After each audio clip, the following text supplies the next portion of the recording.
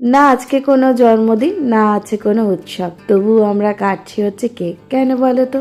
যেহেতু আমরা হসপিটাল ক্ষেত্রে কাজ করি, এক্ষেত্রে বহু ধরনের না রুগী আসে, যার মধ্যে কেউ কেউ ভালো হয়ে বাড়ি চলে যায়, আবার কেউ কেউ তার শেষ সময়টুকু আমাদের কাছ থেকেই সেবা পেয়ে হয়তো পরলোক গমন করে।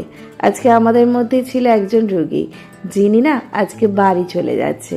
তার ছুটির সময় সে আমাদের জন্য এনেছে এত বড় কতগুলো কেক, যা খেতে ছিল সত্যি সুন্দর।